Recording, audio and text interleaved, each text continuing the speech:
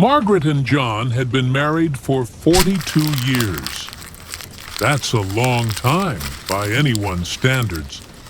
Long enough to raise 2 children, bury a dog, repaint the living room 4 times, and have the same argument about how much salt belongs in mashed potatoes, at least 50. Their love was never dramatic.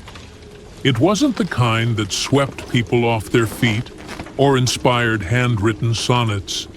No, it was the kind built brick by brick, through snowstorms and hospital visits, sleepless nights with colicky babies, silent forgivenesses, and small daily routines that somehow mattered more with each passing year. In their 70s now, they had settled into a gentle rhythm. Mornings began with John making the coffee, even though he preferred tea. He said he just liked the smell of it brewing for her. Margaret always offered him the newspaper first, though she secretly read it on her phone before he woke up. Evenings were spent in quiet tandem. A crossword, a crime show, some knitting she started months ago and never quite finished. Their conversations had grown shorter over the years, but not cold.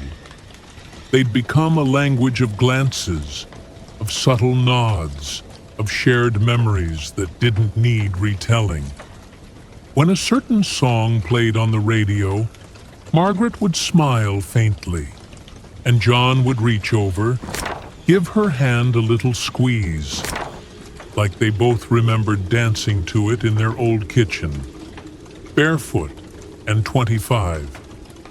But something else had settled in with the comfort, a kind of stillness, not peace exactly, more like a pause. Life had become less about what was ahead and more about keeping what remained.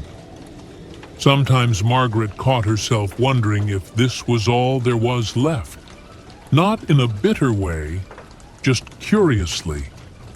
She'd watch John doze off in his recliner, remote balanced on his chest, and try to remember the last time they'd really talked, about something beyond groceries, doctor's appointments, or the weather. She didn't feel unhappy, but she didn't feel awake either. That spring, she would find herself waking up earlier than usual, opening the window just a crack to let in the cool air, and listening to the birds. She'd stand there, robe wrapped tight, arms folded, and breathe in the morning like she was waiting for something. She didn't know what. Not yet. Linda had called one afternoon, full of her usual cheerful insistence. "They meet every Tuesday and Thursday morning at the park," she said. "It's good for the joints, plus fresh air. And, let's be honest, we all need a reason to change out of pajama pants." Margaret chuckled. "I'm not much of a group person." "You'll like it," Linda said. "And there's a man who reads poetry out loud when no one's listening. You used to like that kind of thing." Margaret had almost said no, but Tuesday morning found her tying her laces and standing awkwardly at the edge of the group, Nordic walking poles in hand, feeling like a schoolgirl on her first day. The park was quiet that early. Mist clung to the trees, and the air had that crisp, hopeful scent of early spring. That's when she saw him. Paul was tall, with a long, elegant stride and a calm demeanor. His hair was thick and silver, brushed back like he still cared how it looked. He wore a windbreaker and carried himself like someone who had spent time thinking. When he introduced himself, his voice was deep and unhurried. "Paul," he said, offering his hand. "I walk slower than the rest, but I enjoy the view more." Margaret smiled. She didn't quite know why that made her heart beat faster. At first, their conversations were casual. The weather, their favorite walking paths, a joke about the persistent squirrels. But over the next few weeks, something began to shift. He started waiting for her at the gate. He remembered what kind of tea she liked. One day, he recited a poem, quietly, almost to himself. And when she recognized the lines, he turned to her with a surprised, grateful smile. There was something alive in those moments, something unspoken, something dangerous. What began as simple walks became something else. Not quite an affair, but no longer innocent. Paul listened, really listened. He asked about her childhood, her favorite books, her first job. And he remembered the answers. He looked at her not as a woman who had lived a long life, but as someone still living it. They started lingering after walks, coffee at the park cafe, long talks on a bench near the pond. Sometimes they didn't speak at all, just watched the ducks glide by and let the silence feel like permission. Margaret never lied to John, but she never quite told him everything either. She started staying out a little longer. She hummed around the house again, wore earrings she hadn't touched in years. She told herself it was nothing, but deep down, she knew. It was everything. It was a Thursday evening, and the house felt unusually still. Margaret had stayed out longer than usual.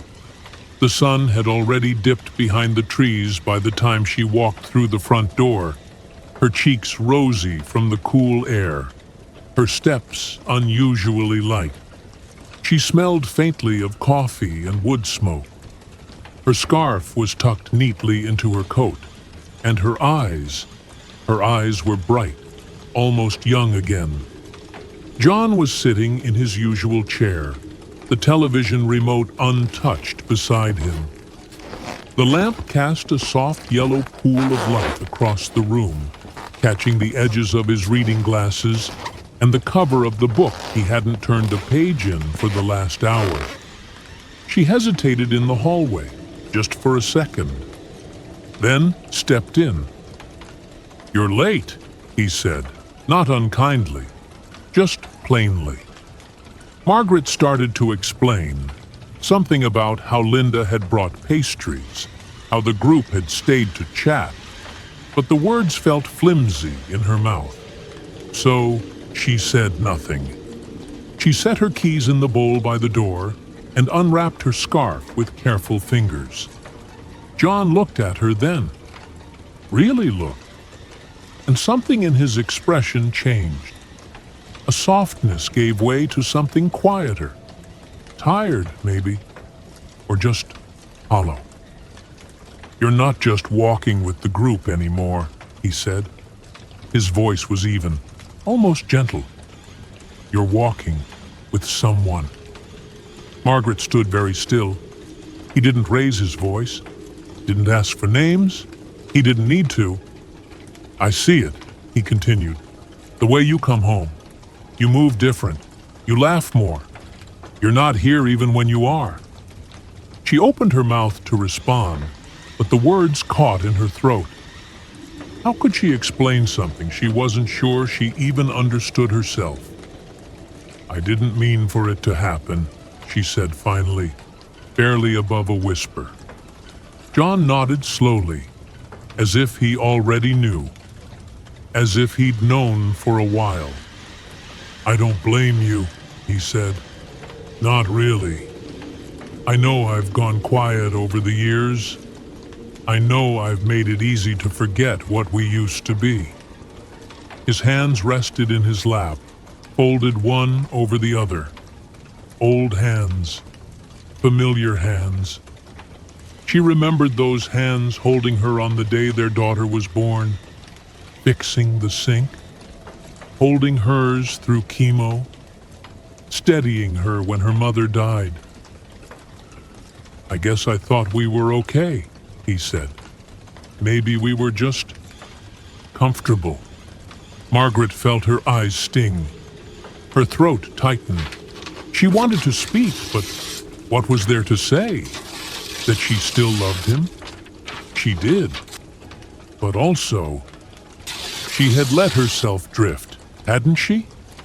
John stood slowly, walked past her to the kitchen. The sound of the faucet running echoed in the stillness. He didn't slam any doors. He didn't say anything else. He didn't turn on the TV that night.